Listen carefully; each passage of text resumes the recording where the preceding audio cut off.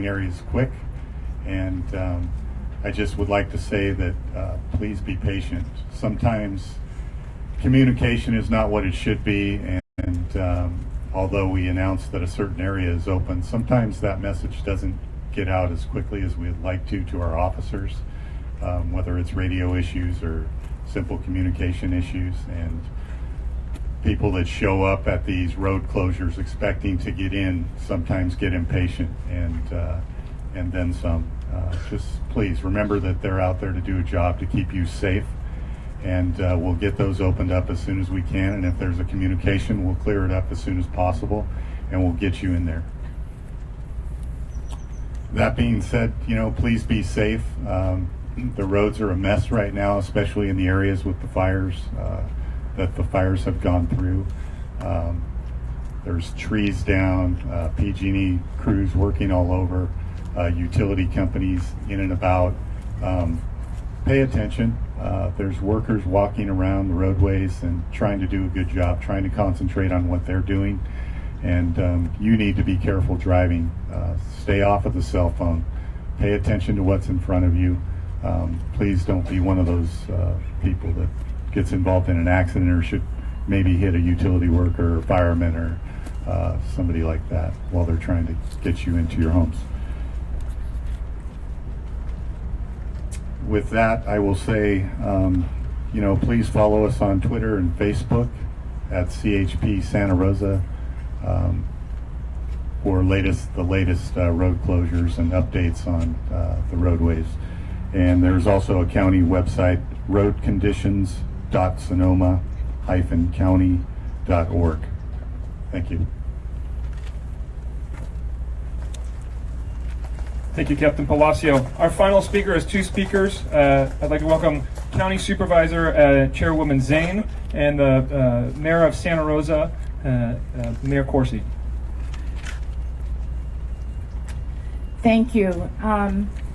So I want to give you some information again about our local assistance center and then say something about grief. First of all, our local assistance center continues to be open at 9 to 7. We've already seen almost 1,000 households just in one weekend. It is open at the Press Democrat, and the address is 427 Mendocino. We are providing some shuttles to the evacuation centers, and also there's free parking in Lot B, which is a city lot just behind the Press Democrat. So, and this morning alone, I was told that 236 people were served. There's wraparound services in there, including FEMA, document replacement, insurance help, social services, and some of our nonprofits, such as disability services, community action partnership, and more. But I also want to mention that we have the Veterans Affairs and Social Security office in there. I was told, though, by our Congressman Huffman and Congressman Thompson, that if you have red tape getting Social Security cards or veterans information, to please call their offices. They are going to be the jaws of life for you regarding those two federal services, so please call them. And then I want to say something about grief and the type of calls we're getting. Since the fires began, we received more than 33,000 calls in the county hotline, 33,000. And over the last couple of days, calls have shifted from questions about evacuations to questions about coping. Many people who call are sad and they're worried. The shock has worn off, and the sadness and the depression and the overwhelming loss, as well as the trauma, is beginning to set in. We're encouraging people to go to the Sonoma County website for a list of available mental health services. People who are in need of immediate crisis services, please call the hotline 565-6900 for Sonoma County Mental Health Access Team. That's 565-6900. As somebody who's a former grief therapist, I will say that if you're a family member or if you have a loved one who lost their home, please be as patient as you can, and remember, you can't fix this. You can help them with getting the paperwork and services, But what's most important is that you provide a compassionate listening ear right now and let them feel whatever they're feeling. So thank you. We've got a long haul together, and we don't want to minimize anybody's losses or the extent of emotions. So I'm Chris Corsi. I'm mayor of Santa Rosa. Along with a couple of other city council members, I had the opportunity to fly over the county this morning. And a couple of takeaways from that experience. One, there are still fires burning. We're not out of this yet, but I am confident, as our professionals are, that we've got the right people on the job. We have enough people on the job. The other takeaway here is I've seen the devastation on the ground. Looking at it from the air just gives an idea of the scope, of the breadth, of the enormity of the job that's in front of us. And I want to tell the people of Santa Rosa and the people of Santa Rosa and the people of Sonoma County that we are ready for this job. We're going to do this job. With the help of our state and federal partners and with the good people of this city and this county, we'll get it done. So I want to make a couple of announcements. First of all, we've got 689 people staying in shelters in Santa Rosa right now. There are more shelters than just in Santa Rosa, but those are our city numbers. We appreciate all of the donation of food and goods. The generosity of this community is amazing.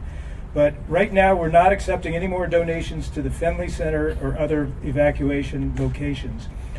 We aren't accepting donations either to the police and fire departments. If you'd like to make a donation of food, the Redwood Empire Food Bank is accepting ready-to-eat, non-perishable foods for our evacuation centers. The Redwood Empire Food Bank is located at 3990 Brickway Boulevard and is open from 8 a.m. to 8 p.m. We're also offering free bus service between our shelters and the local assistance center. Our buses are on Saturday schedules. Our regular city buses are free this week. So that's a way to get around town without adding to the traffic that's out there. Finally, for up-to-date emergency information, it's srcity.org/emergency. If you want to talk to somebody, a live human being, in English or in Spanish, our call center is 707-543-4511. You can also follow us on our City of Santa Rosa Facebook page. Thank you. And just to dovetail on that, we've also received a lot of requests to support firefighters and first responders, and we really appreciate the outpouring of support. And maybe the biggest thing that we could ask is, what means the most to us is these signs that you see over here that says, "Thank you firefighters, thank you first responders," because every one of those are the first responders coming off the line that they're going to see. So that really is the best way you can help your firefighters and police officers and officials on the line. Last off, official fire information is fire.ca.gov for the latest fire data. I'm going to open it up to questions and answers. I'd like to start with any operational questions. Chief Crawford is a busy man and needs to get back to directing some troops, but any operational questions first. KPBF, the bilingual FM radio station, our antennas on top of Mount St. Helena. We're going to be running out of propane for an emergency generator pretty soon. How soon will we be able to get a propane truck up there? What I'll do is I'll have you tie in with our liaison officer, and the access to that area, the fire's still working hard. We still have helicopters and crews working up there. I'll have you tie in with our liaison officer, and we'll see what we can do about the access for the utility companies.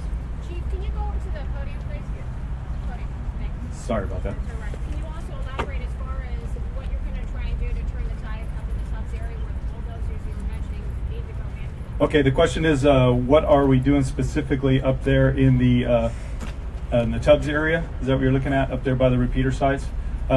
We have hand crews, lots of hand crews that we're inserting up into that area. So the hand crews will get on the ground. They have tools, and they basically take grass and brush and trees and all that, and they move it away from where the fire is going to come up and make a dirt line. And we'll wait for the fire to either go. We'll either put it right on the edge, or we'll wait until the fire comes up and then stop it right at those locations. Yes, sir. Could you explain the corner fire at the top of Los Alamos, and has the fire The fire is working its way up towards Los Alamos. That's I'm sorry, Cougar Lane. Cougar Lane. Yes, that's where we had the difficulty this morning. We had resources up on Cougar Lane. It is up in that area. I couldn't tell you specifically as we speak right now where it is, but I know it was impinging on that area. Chief, how far is the fire from Los Alamos and the homes that are in that area? You know, I can't tell you honestly. Yeah, sorry. Could you tell me why there wasn't any alerts or alarms sent to us? We'll get to that in the law enforcement part. Yeah. I'm sorry. That's okay. Yes. Can you give me an estimate time on maybe when Highway 12 to Oakland will be open? I know it's closed now, but that's probably the only road that's As far as Highway 12, as long as there's something going on in that Oakmont area, we still have the threat of it coming to the south from the Oakmont fire, working the way south in that Skyhawk area and the Los Alamos area. So it's probably going to remain closed for at least a number of days. Yes, sir. Can you talk about the clarity in Sonoma Valley? What kind of air support you're able to get in there? And is the tanker plane coming in? Okay, the question is about air support. Air support varies throughout the day. Sometimes we'll have, in the morning, we'll have an inversion layer, so the aircraft cannot get in and work in there. But depending on the time of the day, when the wind starts to pick up, it's kind of against us, right? The fire's going to move more when the wind comes up, but it blows the smoke out of the way, pulls the smoke out of the way so the aircraft can see. And so it'll vary. Like in the mornings, it'll be impacted, and we won't be able to get helicopters in or fixed wing aircraft. And then as the day goes on, we can usually get the helicopters into an area first because they can work a little bit in the tighter smoke. Then we could bring the fixed wing aircraft in, the air tankers in certain areas, and then a reverse of that at the end of the day where the fixed wing air tankers can't get into a certain area and put retardant in, and then the helicopters can work. So When it's clearing up and the inversion layer is bad, how many helicopters do you have in there? Do you know? they work on a fuel cycle. So I think we have 29 helicopters assigned right now. So they'll just work 4 at a time, 6 at a time, something like that, and try and stagger them out throughout the day. So only have a few working in an area, especially it gets a little bit of smoky conditions. They got to be able to see each other, and so it depends on how tight the area is, how many helicopters we can get in, and we'll have multiple water spots. So maybe we'll have 4 water dropping helicopters coming up to one spot, while meanwhile further up the ridge we have 4 more helicopters working off another water spot in another area. Yes, sir. Question about the Cal Cycle program. I've been hearing that you're not allowed to sift through the ashes, and if you do, your house has been burned, and you sift through those ashes, that Cal Cycle will null and void your insurance policy. Is that accurate? That's beyond my operational section. I'll put the fire out, and then I'll turn it over to my partners to work on the recovery side, to be honest with you. So I'm sorry I can't answer that one for you. Thank you. There's some folks up here in the front that if you want to come up afterwards and speak to them, I'm sure they could help you with that answer. One more, Steve. I got one more. Oakmont is quite a large community of Yes. about 4,000 people. Yes, unfortunately. Will people go back in one phase or in 2 phases, or how will those people be notified? That's, again, our law enforcement partners usually handle that, but more than likely it'll be like the rest of the fire. It'll be phases where our comfort level comes up and we put the smokes out and put the fire out, and there's no longer a threat to that portion of the Oakmont area. We'll probably allow people in, and traffic control points and that kind of stuff play into it. So We'll take one final question for operations right here. to what extent does the weather report for Thursday, they have rain influencing or impacting your prediction that you'll have full containment by Friday? okay, so weather report, that's always a good one. Hey, I hear it's going to rain. That's not always perfect for us, in that originally the report was a quarter of an inch to half of an inch, or a half an inch to 3/4 of an inch, and then it goes down to a quarter of an inch. And unfortunately, if we don't get the moisture out of it, we just get the winds, it actually can be more difficult for us because we don't have a sustained wind in a certain direction. We have what we call erratic winds, where winds go in all different directions, and we actually end up with more of a fire front because the fire is going out in all directions instead of just creeping or crawling or pushing towards one direction. So we hope that we get half of an inch of a rain. We hope we get an inch of a rain, inch and a half of rain. Then we just got to worry about getting our fire truck stuck, and that's okay. We'll deal with that as long as the fire goes out. So we'll hope for the best. Well, are you still calling for the Friday containment to to be 100% whether it rains or not on Thursday? No. Thank you. And there will be opportunity to talk one-on-one with all of these individuals here, because we know that you guys have some questions that you want to go a little deeper with as far as a certain agency is concerned. So I just ask that you speak to them afterwards. So we'll open up for general questions right now, right here. Questions for the sheriff, please. Yeah, so this will be Sheriff's Department and law enforcement.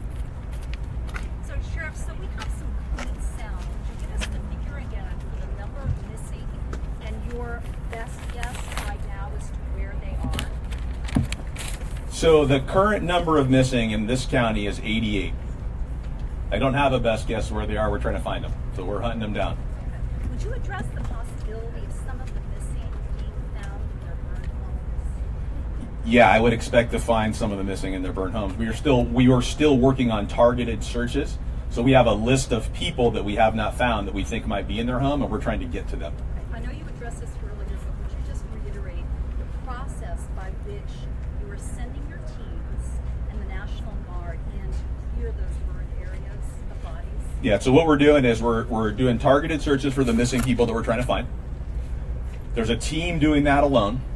Then there's teams going to whole neighborhoods and doing actual searches of the neighborhood, generally the burned out areas, trying to clear that neighborhood so that ultimately we can get people back in to see their homes. So we send the National Guard in. They've provided us with several hundred troops. They've been absolutely excellent about this because we need people.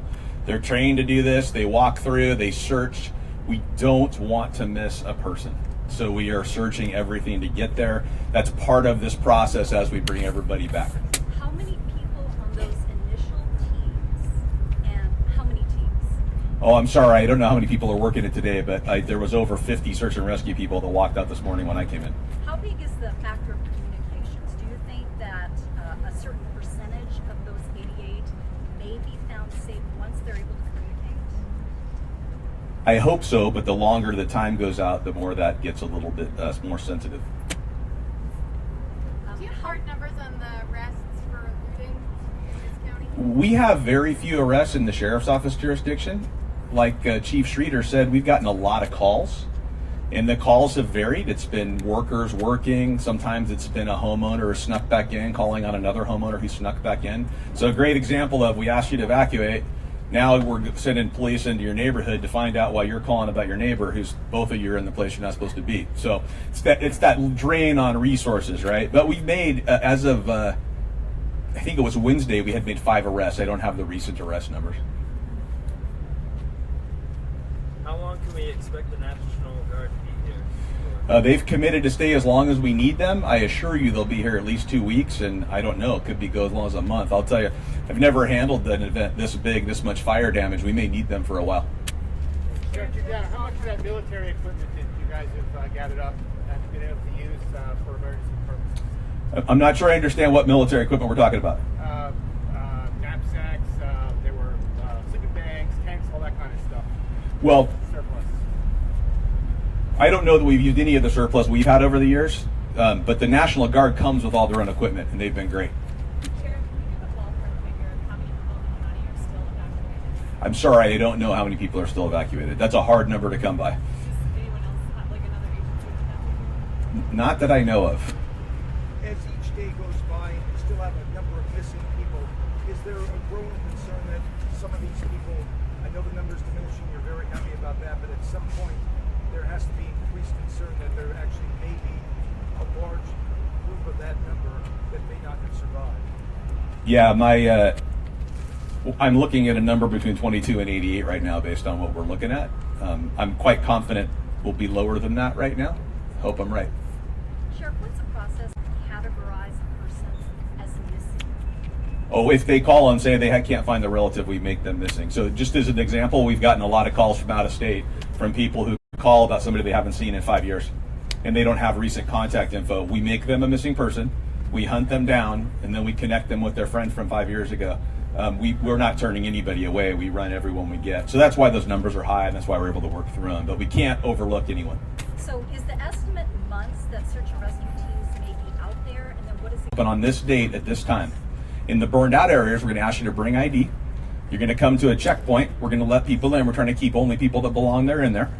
We will have escorts to take you in. You'll be able to go in. You'll be able to get your stuff, do whatever you want with your house or your property. And then what we're going to do is put nightly curfews in, so you'll come out at night, basically. So you'll be able to go back the next day, because we want people to be able to get to their things. In addition to that, the health department will be there with health information and things like that, because it is a hazardous area because of the burning. So. Sir, could you give me a rundown? That segues into my earlier question about the Cal cycle and the sifting through your ashes. Can you touch on that, or can somebody else? I'm sorry, I just realized I haven't been repeating the questions. He's asking about Cal Cycle and if there is a problem with neighbors touching their own property. No, I have no idea what that rule is. We got to call Cal Cycle for that. Okay, I was in Ukiah Daily Journal like a day or two ago. It's printed in there. Cal Recycle is the best place to answer that question. Do you have any other details about the drone incident? I don't know anything about the drone incident. Yes.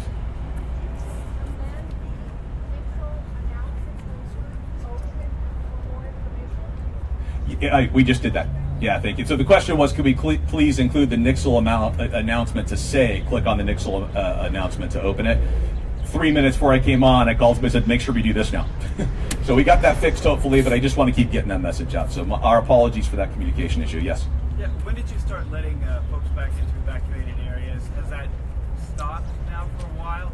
And then what's the process going to be like? No, so we started yesterday, I believe yesterday, and I know we did several yesterday. I think we started yesterday. We will do several more today. The plans are going to keep moving forward. Our goal is to get every standing house in a standing neighborhood that's not burned, is to get people back in first. We want people in their houses, place to live, safe. What's the status with any undocumented workers or immigrants, and any fears or concerns that they might have at this time? The only thing I've heard about undocumented workers, or undocumented immigrants, let's go there. There's been some concerns of rumors that when they go to a shelter that they're asked for ID for immigration status, and that's not true. We have put that out multiple times, tried to suppress that rumor, but there is nobody enforcing immigration rules right now in the middle of this. I even saw a statement from ICE the other day saying they're not. I can't speak for them, but I saw the statement. So they can honestly feel that they are safe at this time in Santa Rosa and yes. other areas without any harm being reported. Immigrants are safe, documented or undocumented. Thank you, Sheriff. Just a few quick points before we wrap up. Again, everybody will be up here for questions and answers to go deeper. First of all, there is a centralized evacuation zone map where people can go and enter their address to see if their home is evacuated still or not. And that URL is tinyurl.com, tiny as in small url.com, /central LNU evacs. And we'll publicize that. tinyurl.com /central LNU evacs. It's interactive for all the areas in Sonoma County. And with that, this is going to conclude the English language version of this conference. Everyone will be here for questions. In about 5 minutes, we'll have the Spanish language version. Thank you.